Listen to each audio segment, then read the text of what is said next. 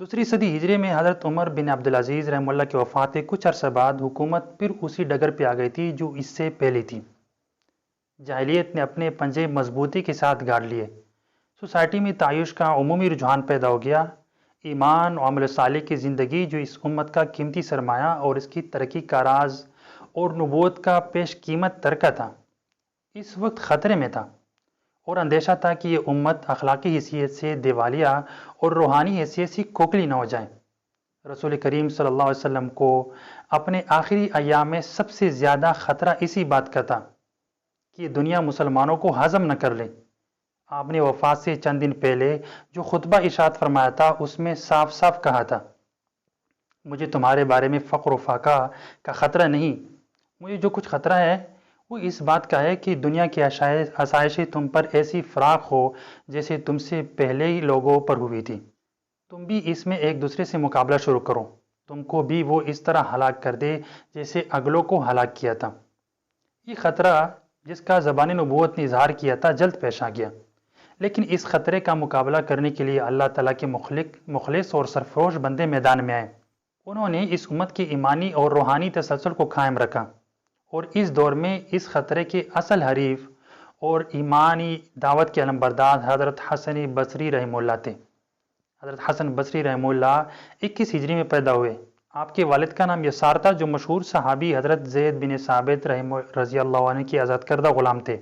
اور آپ کی والدہ جن کا نام خیرہ تھا ام المؤمنین حضرت ام سلمہ رضی اللہ عنہ کی باندی تھی۔ حضرت حسن بصری رحمہ اللہ نے ام سلمہ رضی اللہ عنہ کے گھر میں پرورش پائی، اور انہوں نے ہی آپ کا نام حسن رکھا۔ اس طرح حضرت حسن بصری رحمہ اللہ آستانہ نبوت کے علم و فیض کی معطر فضا میں اپنے شب و روز گزارتے رہے، اور علم و عمل کے جن چشموں سے یہ گھر بھرے ہوئے تھے خود کو ان سے سیراب کرتے رہے، اور اکابر صحابہ سے استفادہ کرتے رہے، مثلا حضرت عثمان بن عفان، حضرت علی بن ابی طالب، حضرت ابو موسیٰ اشعری، اور حضرت عبداللہ بن عمر، حضرت عبداللہ بن عباس، حضرت انس بن مالک رضوان اللہ تعالیٰ علیہ اجمعین سے انہوں نے کسب فیض کیا۔ حضرت حسن بصری رحمہ اللہ کی شخصیت میں بڑی جامعیت اور کشش تھی، دین میں پورا تبحر اور گہری بصیرت رکھتے تھے۔ آپ بلند پایہ مفسر اور مستند محدث تھے، اور مسلمانوں کے حالات اور اسلامی معاشرے کی تغیرات پر آپ کی گہری نظر تھی۔ آپ بڑے فصیح و بلیغ اور شیریں زبان تھے، جب آپ گفتگو کرتے تھے تو ایسا لگتا جیسا کہ زبان سے پھول جھڑ رہے ہوں۔ وسعت علم کا یہ حال تھا کہ ربیع بن انس کہتے ہیں کہ میں 10 برس تک حضرت حسن بصری رحمہ اللہ کے پاس آتا جاتا رہا، اور ہر روز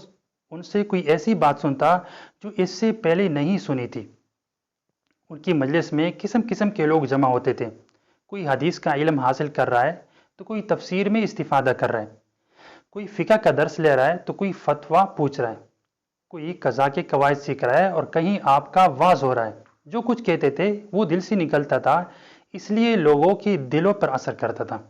امام غزالی رحمہ اللہ نے احیاء العلوم میں لکھا ہے کہ اس بات پر اتفاق ہے کہ حضرت حسن بصری رحمہ اللہ کا طرز کلام انبیاء کے طرز کلام سے بہت زیادہ مناسبت رکھتا ہے۔ اس طرح سے ان کا طرز زندگی صحابہ کرام رضوان اللہ اجمعین کی طرز زندگی سے بہت زیادہ مشابہ تھا۔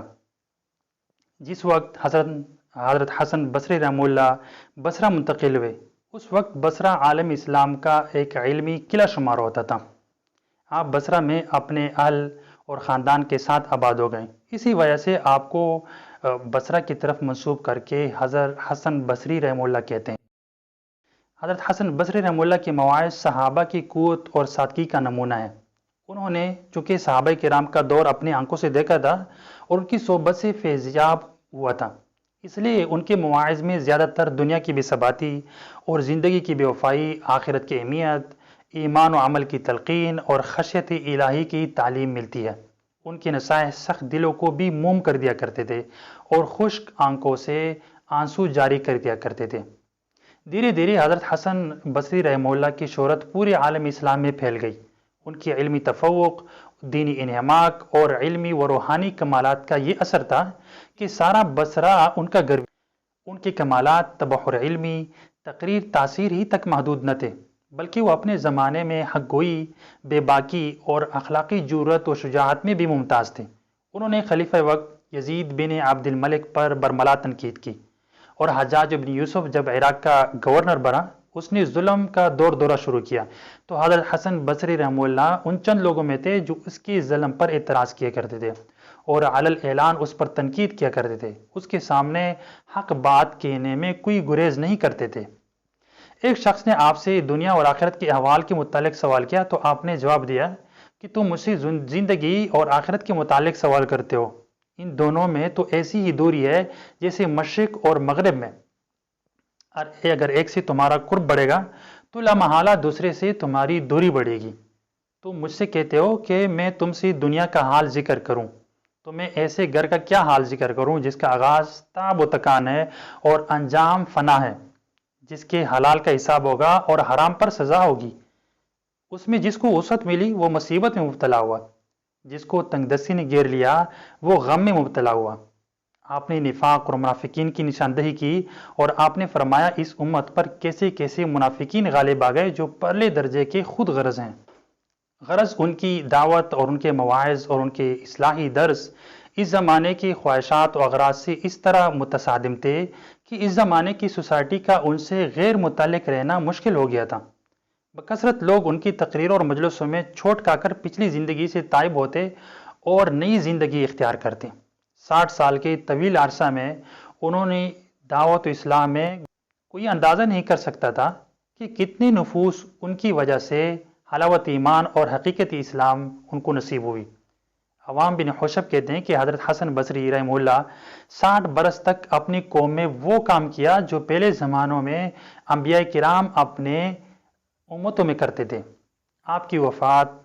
110 ہجری 28 سال کی عمر میں شب جمعہ کو ہوئی۔ بصرہ کی جامع مسجد میں نماز جمعہ کے بعد جنازہ ادا کی گئی، پھر سارا مجمع جنازے کے ساتھ گیا حتیٰ کہ شہر میں کوئی آدمی نہ بچا، جس کی وجہ سے اس دن جامع مسجد میں عصر کی نماز نہیں ہوئی۔ تاریخ میں اس دن کے علاوہ کسی دوسرے دن کے متعلق یہ نہیں ملتا کہ بصرہ کی جامع مسجد جب سے بنی ہے کسی وجہ سے اس میں جماعت کی نماز نہیں ہوئی ہو۔ ایسا اتفاق صرف حسن بصری رحمہ اللہ کے انتقال کے دن پیش آیا۔ حضرت حسن بصری رحمہ اللہ کی وفات کے 22 برس بعد خلافت بنی امیہ کا خاتمہ ہوا اور خلافت عباسیہ کا آغاز ہوا۔